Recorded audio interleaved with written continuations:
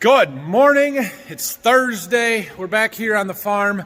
We are going to do some shop work. We're going to do some service to the 8430, maybe the 8300 here if we get a chance to do so. I had intended to work on these all day. However, I have a bit of a change of plans. It turns out there's a lot of activity happening at the new house today. A lot of stuff that I've been waiting a very long time for. So, number one, about 10:30 this morning, the well drillers are coming back to get the water line into the house, so that's good and important, and I need to be around for. Number two, my septic tank guy is coming to set a septic tank today. I called both of those people in the summer, one of them in August, one of them in June, and they showed up on the same day, the end of January. But whatever, we're going to have a septic tank and we're going to have water by the end of the day, and that is fantastic. And number three, I've got countertop people coming to finish the countertops and stuff as well. So I'm going to be back and forth between here and there a little bit.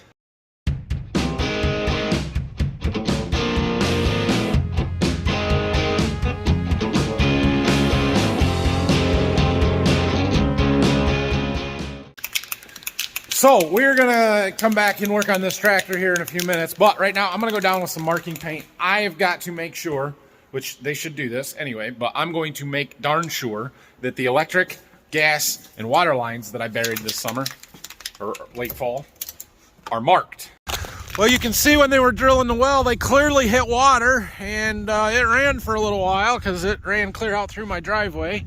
I don't know how deep it is, or I haven't seen any of the statistics on that yet. I'll let you know when I find out.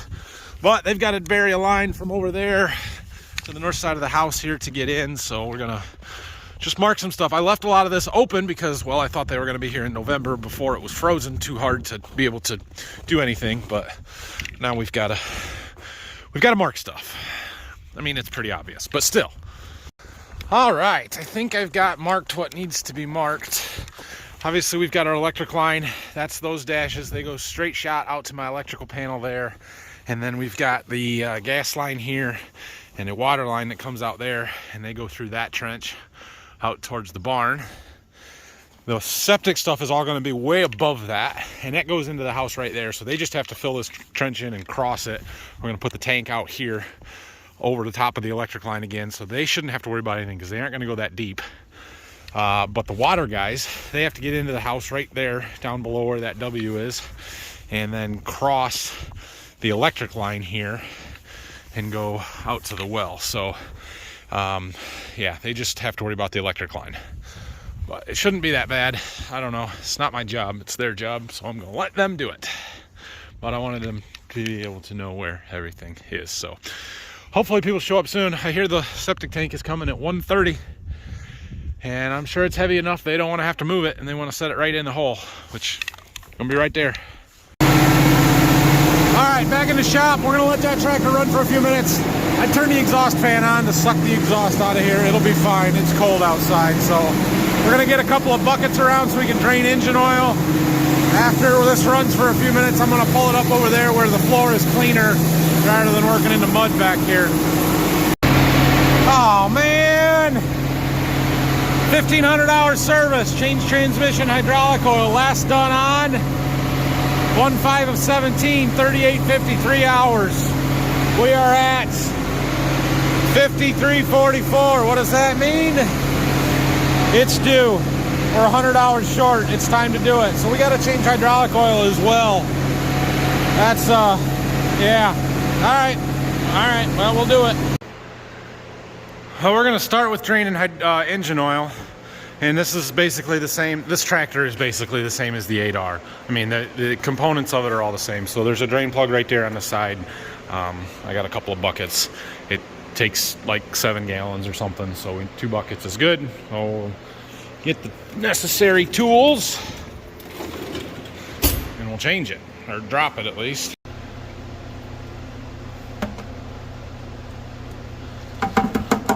We didn't get it super warm.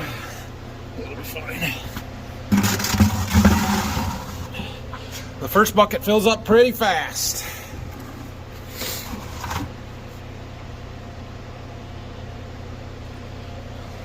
Missed a spot. Oh yeah. I got a lot of dirt off of this tractor though. Okay, hold on. Let's see if I can hold you guys like that. Beautiful. I spilled 2 drops. 1 drop, 2 drops. And that should stop before this bucket. Yeah, there it goes. Okay, we'll let that drain. All right, well, while that drains, we'll go upstairs and get our filters. All right, so there's what we need for this tractor. We've got primary air, secondary air, cab air, recirc air, hydraulic filters, fuel filters, engine oil filters. So the engine air filters, primary and secondary, the hydraulic oil filters, and the oil filter are identical to the 8R. The cab filters and the fuel filters are different on this tractor. So we are going to start with changing the engine oil filter. That is in here, and this housing has been leaking. There was quite a bit of oil and stuff here. I don't know why. There's a gasket on it. We change the gasket every year, so I'm going to look at it when we take it apart. It wasn't really loose. See if that gasket is somehow not right, screwed up, something. I don't know. We'll take a look because we don't really like it to be leaking. I don't see anything obviously wrong with it. Now we're going to leave it right there, give it a second to drain out. Got it out. This is a cartridge style filter.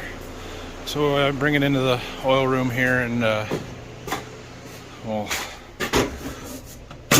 just let that drain there and go clean this up. And look at that O-ring real good. I didn't see anything that would cause it to be leaking. I don't know why it was. Well, there's no nicks or cuts or anything that would lead me to believe this is leaking. However, it was twisted in one spot and you can kind of feel it. Just feels a little misshapen. So I don't know. We're going to assume that there was nothing really wrong, and given that they give you a, maybe, if I can get this open, new filter, comes with a new gasket. So we'll put that one on, we'll get it lubricated well and put it on, and hopefully that seals it up and fixes our issue, but I don't know. Okay, so I got the oil filter changed. We're going to hold off on the fuel filters until I can get in there a little bit better, meaning turn the front tires the opposite direction. So we're going to come over here and do air filters because we can get to those right now.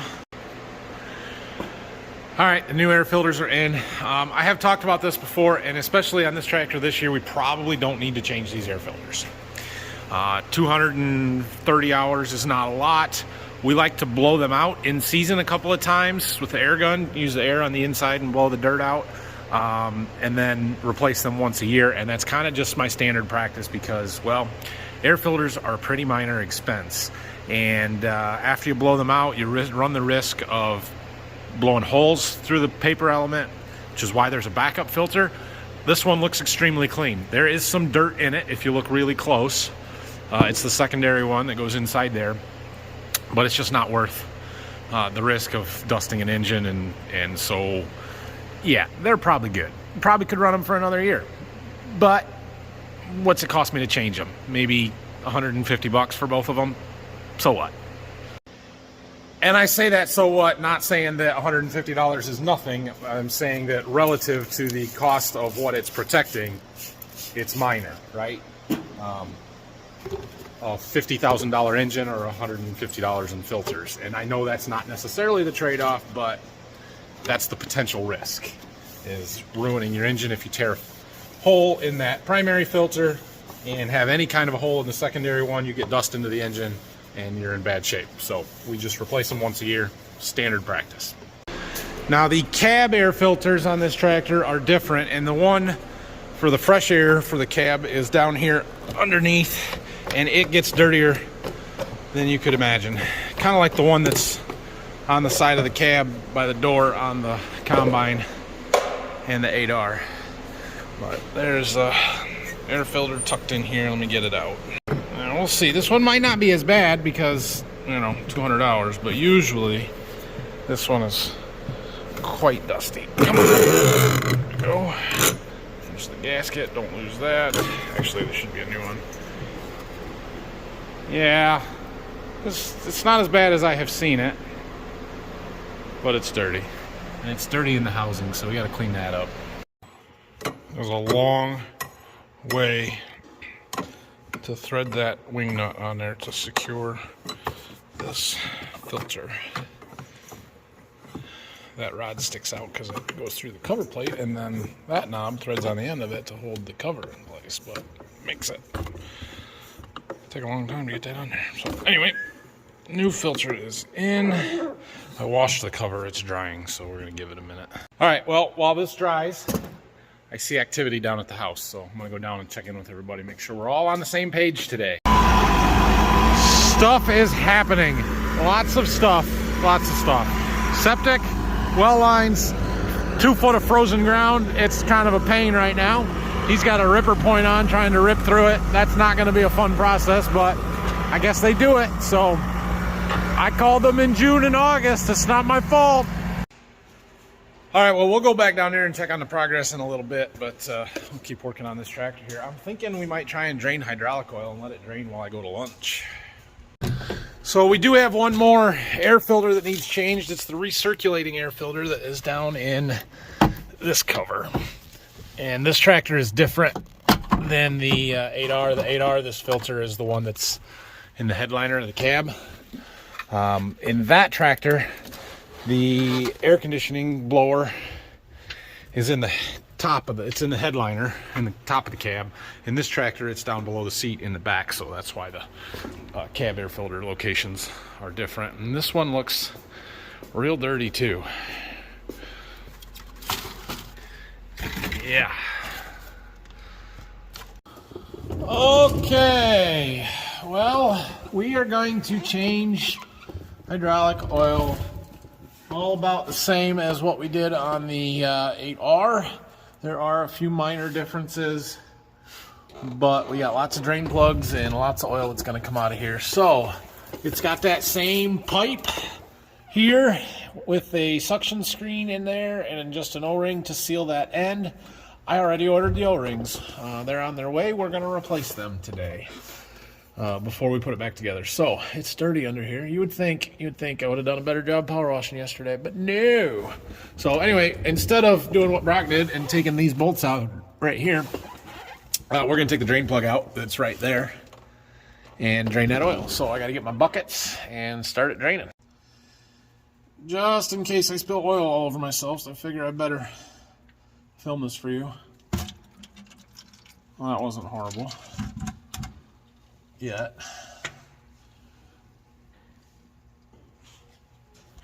Well, you guys can see in there better than I can. Just watch my phone. I know when the pail's getting full. No, all right, gotta go. All right, well, 4 buckets of oil later. That one's slowing down. Now we've got to drain the clean oil reservoir, which is that elbowed tube up there. And it's going to run all down this and make a huge mess, and that's how they design it, and it's dumb, but anyway. Right there, that one. That's the one we're after. My goodness, that fitting is a real pain to get to. It says in the book there'll be 9 gallons come out of there. We don't have much yet, but I got an empty pail, so we will see. Well, my hands got all oily and I didn't film the rest of it, but we've got all the oil draining out of this tractor now. So we've got the 2 back there, the clean oil reservoir and the rear differential. We've got the transmission that I drained right here, got a bucket and a half of oil out of that. We've got engine oil draining there, and we've got the front ILS draining in that one. So we're gonna let all of those drain while I go check in on the progress down to my house and go get some lunch. I just got back from lunch. There was a package waiting for me. One of you sent me some Dr. Pepper. Thank you. That's awesome. There's no name, so I don't know where it came from, but thank you very much. All right, back to work here. All of the oil appears to be drained out. Oh, we got to take the filters off, so let's go take those filters and then that screen underneath, and my O-rings are here. I saw the parts drop, guys, so I'm going to run out and grab those quick. We'll take the filters off. We'll get that screen. Maybe I should do that screen before the filters so it's not dripping on me. We'll do that. Anyway, I got to go get those O-rings. Right there. Super convenient. Super convenient. They just bring them right to you. All right, so we are going to pull this tube out of there because there's a screen in there that needs to be cleaned out inside the housing there. And so there's 2 bolts that hold a flange on here. I'm trying to get them out. I thought they would come a little easier.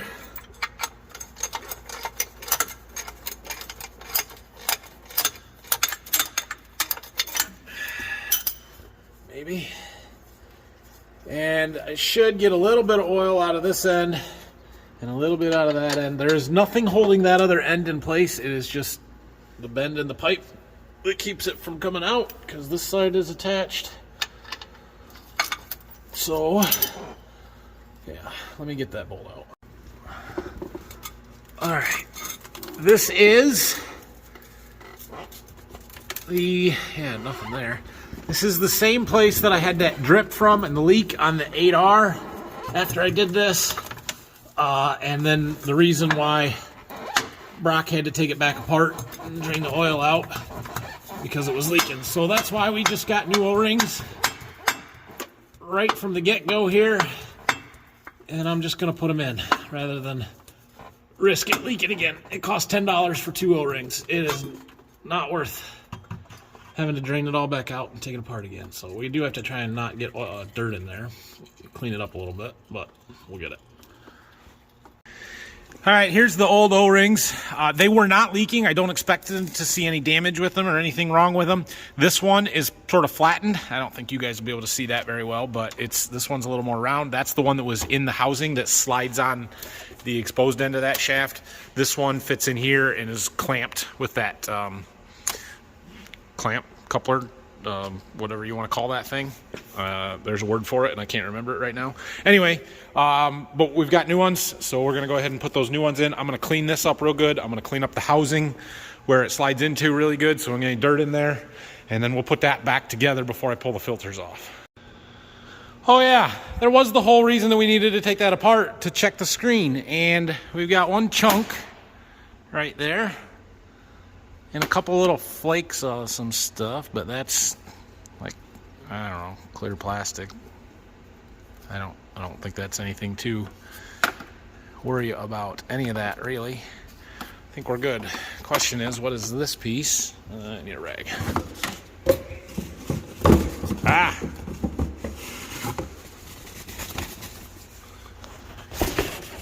There. So, what did that come from? Looks to me like a piece of a gasket. Probably,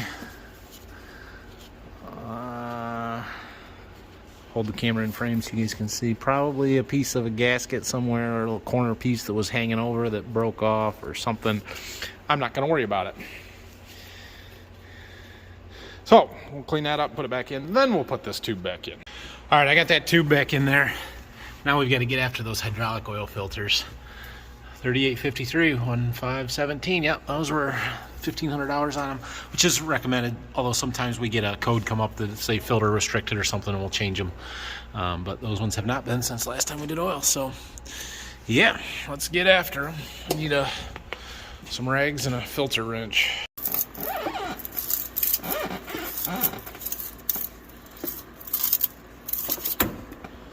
And we're gonna get a bunch of oil to drain out of there because it drains both filters through the bottom one once you crack it. So we'll back that off a little ways and let her drain for a minute. I need to make me a underbody power washer spray nozzle thing on wheels that I can roll in and under here to spray up and get all this dirt off of here. I mean, it wouldn't be perfect, but it'd be a heck of a lot better than the way I'm doing it now.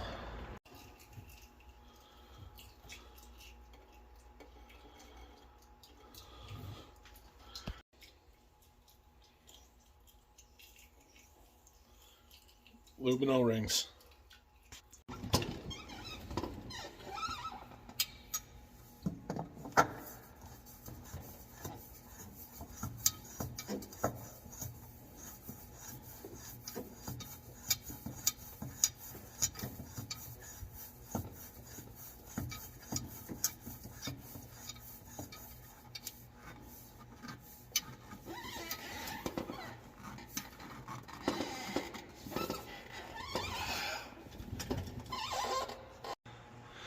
Okay, The screen is clean. The filters are changed. I believe we're ready to start putting plugs back in. I'm going to check the book real quick, but I think we're ready. Okay, all of the drain plugs are back in. The pails are not under the tractor. They're draining. It is our shuttle is full. It's time for a new one. Right there. We started the year right there. That's what happens when you change hydraulic oil. It fills up fast. So anyway, we got it all in there though. Before I start filling hydraulic oil into there, I'm going to run down to my house and see how progress is coming down there, because filling it is going to take a little while. We've got a tank. It's buried. The line from the house is hooked up. That's all good things. They even backfilled around the backside of the house here where I had sort of left it open because I thought they were going to be here in November, and now it's frozen solid. But anyway, that's all done and good. And we've got some of a water line in. They got out here a little ways and blew a line on their backhoe, so they had to take it back and fix it. They said they'd be back tomorrow, so not the end of the world, but the well is not yet operational. They did say they got everything inside done, so I was going to go check that out. Well, I got a pressure tank and a valve. We got a little plumbing to do, or my plumbers do, something. Came in there, got it all sealed up. So I had a sleeve over here that was where it was supposed to come in, and the guy looked at it and he said, "Can I come in that wall?" I said, "Sure, I don't care. What difference does it make to me?" That's just where the sleeve was, but that's only there because that's where I thought that it would come in, but they would have had to cross the electric line outside, and it was just complicated things. And he said it'd be a lot easier for us to just drill a new hole over here. Perfect, do that. And it's lower, more frost protection, all good things. So we got to do a little electrical wire into this junction box. I don't know if they're going to do that or if that's something that my electrician needs to do. Doesn't matter. We'll get it taken care of. I'm so happy. All right, let's put some oil in this. So the reason I did the hydraulic oil with at the same time as the engine oil, and I haven't put engine oil yet back in it, is because we still have hydraulic oil in this hose. Remember the last time I was telling you we use the same pump for engine and hydraulic, and I don't like mixing them, but I try not to switch back and forth a lot. Well, this is part of trying not to switch back and forth too much. So because there's already hydraulic oil in it, we're going to fill that first and then switch it back over to engine oil, rather than switching to engine oil and then having to switch it back to hydraulic. So reset takes 42 gallons on this one, but same thing as the other tractor where we've got this sight gauge in there, and we're going to pump until we can see it in there, and then we have to start the tractor up and let it run to move that oil throughout the whole tractor, because like I said, there's 5 different places oil comes out, so it takes you got to pump it through the tractor with the tractor's hydraulic pump. Yeah, you'll get it. Those are quarts. She's gonna take a minute. And our tank up there is getting mighty low. We should be real close here, but we might be just a touch short of hydraulic oil. I think we've got a barrel in this room that's, yeah, that barrel has hydraulic oil in it, although it's tipped sideways, so there might not be much in that either, but we might get that out of there and empty it too. So I just realized something that's gonna be a challenge. We're pumping hydraulic oil in. I need to run the tractor to pump hydraulic oil through the system so that I can pump more hydraulic oil. I can't start the tractor until I put engine oil in it. I'm gonna have to use cans, I think, to pump the engine oil in here. Anyway, we've about got the hydraulic oil reservoir here full, and we've got 105 quarts in. We need 168, so we still need 60 quart roughly. Like, what's that?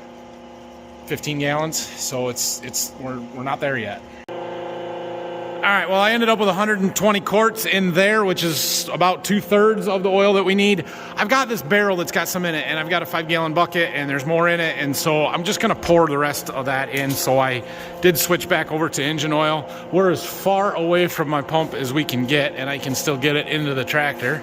I had to go up and over there. But this takes 29.5 quarts, so we're gonna pump that in, then we can start the tractor up and run it. Okay, we got engine oil, we got hydraulic oil. It's time to start it up. We have not yet changed fuel filter, so it does not need to prime. It should start right away. Probably gonna make a weird noise, or a bad sounding noise, but it'll go away quickly. Nope, it didn't. Oh, that noise. That's the oil pumps priming. We'll run it for a minute here. I think it said in the other book to run it for 2 minutes. Then shut it off and recheck everything. Gives it time to pump it throughout the system. We'll reset our service hours while we're waiting here.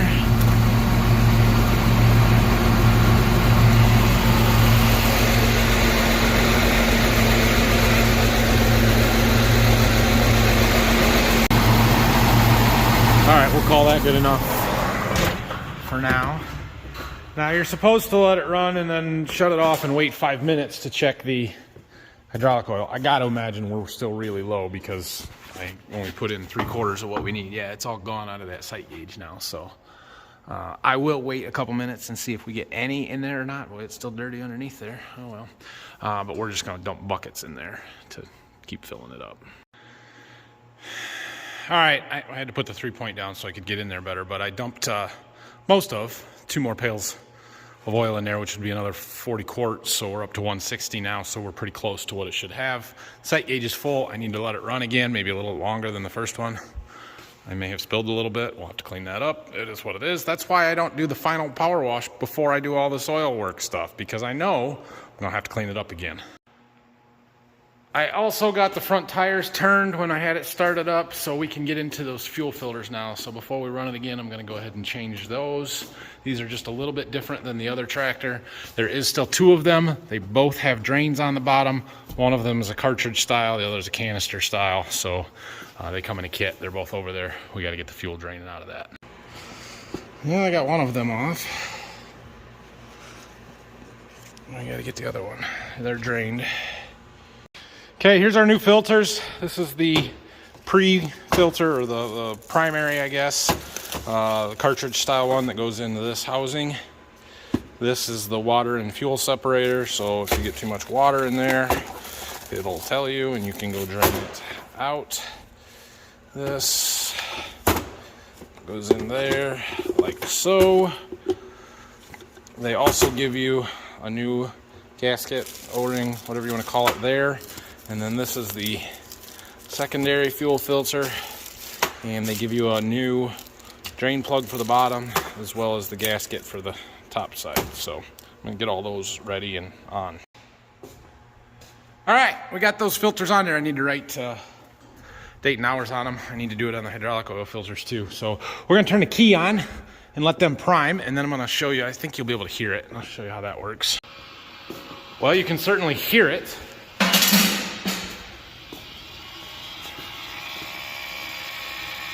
You gotta have these closed. That one is closed, right? Yeah. And it sucks fuel through them. Last year, we changed one of these. I don't remember which tractor it was, and couldn't get it to prime, and found out that one of these was open and it wasn't creating a vacuum. Oh, hear it?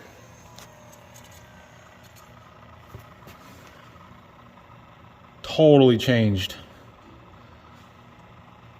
when it got primed, so should start now. We'll give it another 30 seconds or more and see if we can fire it up. Sweet.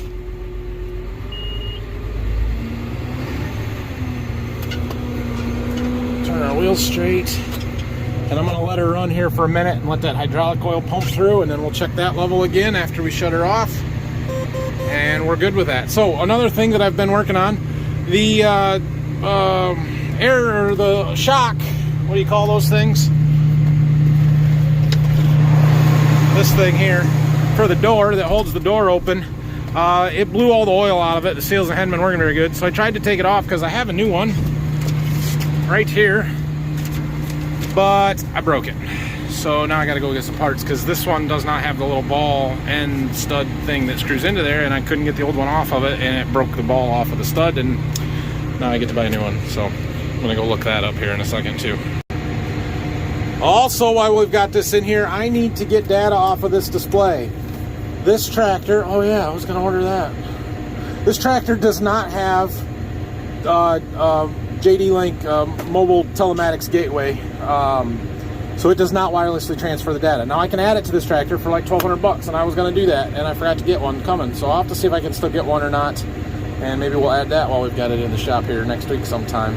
But anyway, wheat planting data is on there, and I don't have it in the computer yet, so I need to get that. Well, our oil level is right in between those two marks, so I think we're okay there. We'll keep an eye on it, but I'm good with it. So I'm gonna see if I can empty this barrel. I took two buckets out of there, but there's not very much left, so I'm gonna just put it in a 5-gallon bucket so we can get rid of that. I think it'll fit. I think it'll fit. Oh yeah, it's gonna fit. We're good. Okay, so as far as service work on this tractor goes, I think we're just about done. We've got to grease the ILS and the 3-point hitch yet. I've got to fix that door. And the rest of it is just cleaning. We got to clean out the cab interior, and we got to foam it. I'm going to do a little more power washing on this one. I found enough dirt that it needs to be I need to do a better job. Anyway, we didn't get to this tractor at all today, so we didn't do any service work to it. I don't really know that it needs much, if any, service work, but we'll go through that one maybe tomorrow. So it is after 5. I am going to head home. So, you know, we had a very productive and successful day, the most productive we've had in a while, even though I didn't get done what I wanted to. I got a septic tank, and I almost got a well hooked up down there. They had that hydraulic hose break. I didn't even think about it, but it should have been like, I'll bring my backhoe down, you can finish it. But they said they'd be back tomorrow, so we'll see if they actually come back tomorrow or not. So anyway, thanks for watching this one. If you have any questions and comments, leave them down below. Hit that like and subscribe buttons for me, please. And more shop work tomorrow. That's what we do. It's January and it's cold outside, so we work inside. Have a great night, everybody.